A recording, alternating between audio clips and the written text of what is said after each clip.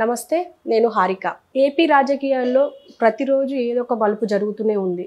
ఆ మలుపుల్లో భాగంగా ఈరోజు వైసీపీలో తిరుగుబాటు జరుగుతుంది అని చెప్పి వార్తలు వస్తున్నాయి. అయితే ఆ లీడర్లు ఎవరు, ఆ లీడర్లు తిరుగుబాటు చేయడానికి గల కారణాలు ఏంది అనేది మనతో పాటు సీనియర్ జర్నలిస్ట్ దాము బాలాజీ గారు ఉన్నారు. ఆయన అడిగి తెలుసుకుందాం. నమస్తే సార్. నమస్తే సార్, చెప్పండి. ఇప్పుడు వైసీపీలో తిరుగుబాటు జరుగుతుంది, అది పెద్ద పెద్ద లీడర్లే స్టార్ట్ చేశారు అని చెప్పేసి వినిపిస్తుంది. అది ఎంతవరకు కరెక్ట్ అంటారు? అది స్టార్ట్ అయినట్టు కనబడుతుంది. మనకి ఆల్రెడీ విశాఖ నుంచి ఎమ్మెల్సీగా ఉన్న వంశీ యాదవ్ జనసేనలో చేరాడు. తర్వాత మొన్న దాడి వీరభద్రరావు, తర్వాత సి రామచంద్రయ్య కడప ఆయన, వీళ్ళిద్దరు కూడా ఒకప్పుడు తెలుగుదేశం నుండి వైసీపీలోకి వెళ్ళిన వాళ్ళు మళ్ళీ ఇప్పుడు తెలుగుదేశంలో చంద్రబాబు సమక్షంలో జాయిన్ అయ్యారు. దానికి ప్రధాన కారణం ఏంటంటే వీరభద్రరావుకి వాళ్ళ పిల్లలకి టికెట్లు ఇవ్వలేదన్నది ఆయనకున్న అలక. ఇంకా రామచంద్రయ్య కూడా ఆయన ఆశించాడు, ఆయనకి టికెట్లు వచ్చే పరిస్థితి లేదు. వాళ్ళిద్దరు కూడా తెలుగుదేశంలో జాయిన్ అయ్యారు. అయితే ఇప్పుడు కొత్తగా అయితే ఎవరు జాయిన్ కాలేదు, కానీ పూతలపట్టు ఎమ్మెల్యే బాబు, ఎంఎస్ బాబు, అతను గట్టిగానే మాట్లాడాడు. దళితుల పట్ల వివక్ష చూపిస్తున్నారు, నన్ను అసలు నా మీద నివేదికలు ఇవ్వడానికి వాళ్ళెవరు, నేను బాగాలేదంటే ఏం బాగాలేదు, నేను 100% వర్క్ చేశాను, ఇక్కడ నేనేం తప్పులు చేశానో చెప్పమంటే వాళ్ళు చెప్పట్లేదు అని ఆయన ఆవేదన వ్యక్తం చేశారు. రెండోది, అక్కడున్న పెద్దిరెడ్డి రామచంద్రారెడ్డి మీద కూడా ఇండైరెక్ట్గా ఈ పూతలపట్టు నియోజకవర్గాన్ని కంట్రోల్ చేసే వాళ్ళని మీరేం అనట్లేదు, నేను ఇక్కడ సిన్సియర్గా పనిచేస్తుంటే నన్ను తీసేశారు అని ఒక దళిత కార్డును కూడా ఆయన ఉపయోగించారు. అయితే మళ్ళీ నిన్న ఆయన ప్లేట్ ఫిరాయించి యూటర్న్ తీసుకొని నాకు ఓపిక ఉన్నంత వరకే కాదు, ఊపిరి ఉన్నంత వరకు కూడా వైసీపీలోనే ఉంటాను, నాకు జన్మనిచ్చిందే, రాజకీయ జన్మనిచ్చిందే జగన్మోహన్ రెడ్డి, ఇటు పెద్ది రామచంద్రారెడ్డి, నేను ఆవేదనతో ఒక తండ్రిని కొడుకు ఎలా ప్రశ్నిస్తాడో అలా ప్రశ్నించాను తప్ప దీన్ని వక్రీకరించాయి చాలా మీడియా హౌసెస్ అనేది ఆయన చెప్పారు. కాబట్టి ఆయన కూడా ఎక్కడికి వెళ్తున్నట్లేదు. అయితే ప్రధానంగా ఏంటంటే కాపు రామచంద్రారెడ్డి, రాయదుర్గం ఎమ్మెల్యే, ఆయన కాంగ్రెస్ నుంచి వైసీపీలోకి వచ్చాడు. ఆయన సీరియస్గా రియాక్ట్ అయ్యాడు. ఆయన చాలా తీవ్రంగానే విమర్శలు చేశారు. అసలు జగన్ పని విధానం సరిలేదు, నాది కాదు, నా పని విధానం సరిలేదని ఐపాక్ రిపోర్ట్ వాళ్ళేంది ఇచ్చేది, వాళ్ళు డబ్బులు ఇస్తే ఎవరికి అనుకూలంగా కావాలంటే వాళ్ళకి ఇచ్చేస్తారు ఐపాక్ బ్యాచ్, దాన్ని చూసి తీసేయడం ఏంటి, నన్ను నమ్మించి గొంతు కోశాడు, నేను ఇప్పుడు తిరుగుబాటు చేస్తున్నాను, నేను రాయదుర్గంలోనూ నా భార్య కళ్యాణదుర్గంలోనూ పోటీ చేస్తాము, మా సత్తా ఏమిటో చూపిస్తామని ఆయన ఓపెన్గానే ధిక్కార స్వరం వినిపించాడు. రెండోది, నేను జగన్ కలవడానికి వెళ్తే కూడా జగన్ కనీసం అపాయింట్మెంట్ లేదు, చెప్పుకోవడానికి కూడా కలవలేదు, సజ్జల రామకృష్ణారెడ్డి నీకు సీట్ లేదని చెప్పేశాడు. ఇది ఒక పార్టీ అంటే కనీసం ఎమ్మెల్యేతో కూర్చొని మాట్లాడాలి కదా అనేది ఆయన తీవ్రమైన విమర్శలు చేశాడు. ఇప్పుడు కార్మిక శాఖ మంత్రిగా ఉన్న గుమ్మనూరు జయరామ్కి కూడా టికెట్ లేదని చెప్తున్నారు. ఇంకా అనౌన్స్ కాలేదు, బట్ చెబుతున్నారు. అంటే టికెట్ లేదంటే ఆయన ఆలూరు ఎమ్మెల్యేగా ఉన్నాడు, మినిస్టర్గా ఉన్నాడు, ఆయనకి మళ్ళీ అదే టికెట్ అడిగారు.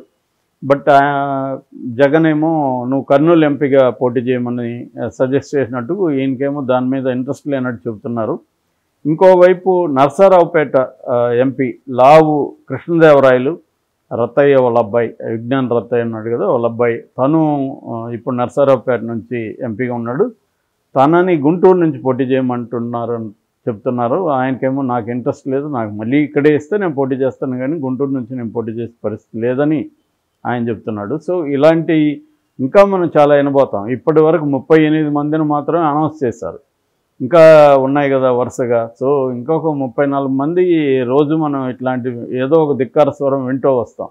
కాకపోతే ఇప్పుడు నేను ఇందాక వేరే వీడియోలో చెప్పినట్టుగా ఒక ప్రాబ్లం ఏంటంటే, వీళ్ళకి బయట వచ్చినాక ఆల్టర్నేటివ్ కాంగ్రెస్ ఒకటే ఉంది.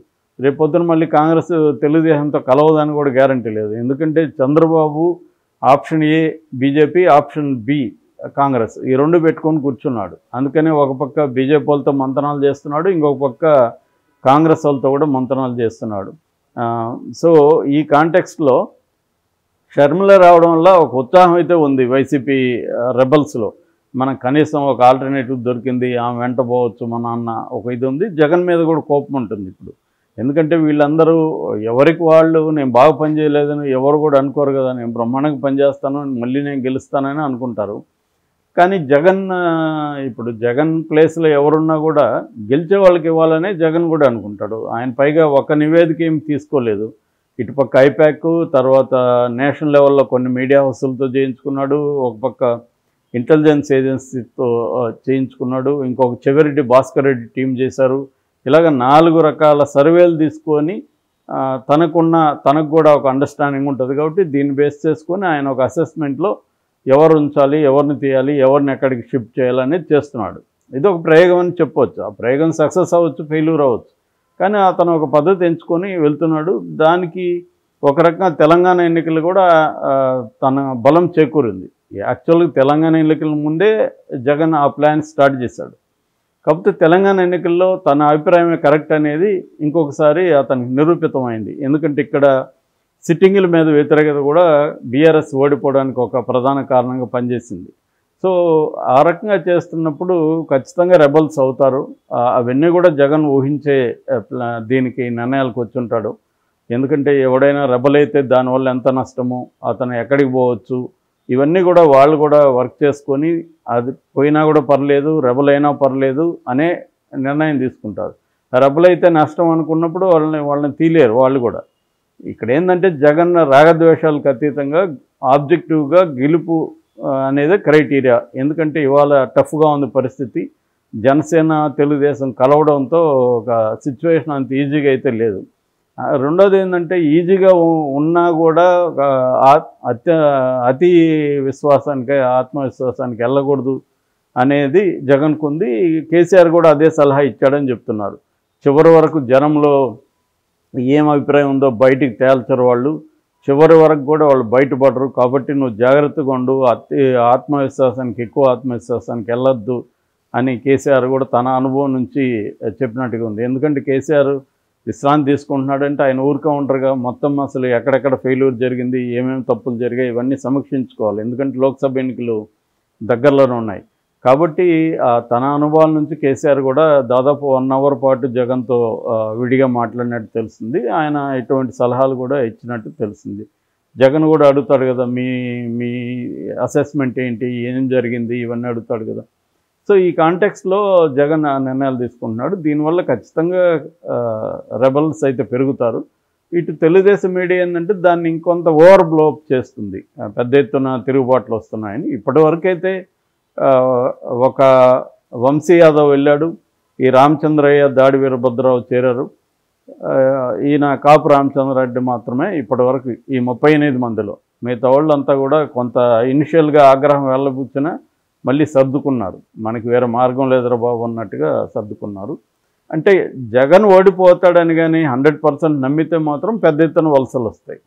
జగన్ ఓడిపోతాడా లేదా అనేది క్లారిటీ లేనప్పుడు అంత పెద్ద వలసలు కూడా వచ్చే అవకాశం లేదు. ఒకవేళ వలసలు ఇంకా పెరగాలంటే ఈమె షర్మిల ఏం చేయబోతుంది ఆంధ్రప్రదేశ్ ఎన్నికల్లో, ఆమెకి రెస్పాన్స్ ఎలా ఉండబోతుంది, అట్లాగే తెలుగుదేశం జనసేన కూటమికి సంబంధించిన సీట్ల అనౌన్స్మెంటు ఇవన్నీ అయినాక అప్పుడు వలసలు మనం చూడొచ్చు. షర్మిల కాంగ్రెస్లో చేరడాన్ని వ్యతిరేకిస్తూ కేఏపాల్ మాట్లాడారు. నేను వాళ్ళ ఫాదర్ ఆత్మతో మాట్లాడాను, చూశాను, వాళ్ళు అసంతృప్తిగా ఉండేవారు, ఒకవేళ బతుకున్నామని చేరనిచ్చేవారు కాదు అని అన్నారు. ఆ కమెంట్ పై మీరేమంటారు? నేను దాంతో ఒక రకంగా ఏకీభవిస్తానండి. ఎందుకంటే ఆయన ఆత్మతో మాట్లాడలేదు తెలియదు, కానీ అదొక మనం దాని ఏమంటారు, ఒక సింబాలిక్ చేస్తారుగా మనం అనుకోవచ్చు. ఏదేమైనా ఆయన చెప్పదలుచుకుంది ఏంటంటే, ఇది నేను 200 కంట్రీలో ఎక్కడ ఇంత దరిద్రమైన పాలిటిక్స్ చూడలేదు. అంటే వైఎస్ రాజశేఖర రెడ్డిని దొంగ అని ఎఫ్ఐఆర్లో చేర్చిన పార్టీ కాంగ్రెస్. ఆయన బతుకున్నప్పుడు ఆయన్ని వేధించింది, ఆయన చనిపోయినాక ఆయన దొంగ చేసింది, ఆయన కొడుకుని జైల్లో పెట్టింది.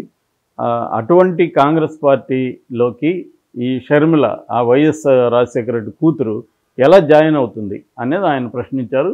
ఖచ్చితంగా ఆయన ఉంటే బాధపడేవాడే అని ఆయన అన్నాడు. అది వాస్తవమే. ఆయన ఉంటే ఇప్పుడు కొడుకుని జైల్లో పెట్టించిన పార్టీ, తనను దొంగగా ఎఫ్ఐఆర్లో పెట్టిన పార్టీలకి కూతురుని పంపిస్తాడా? ఆయన కూతురు పోతే ప్రోత్సహిస్తాడా?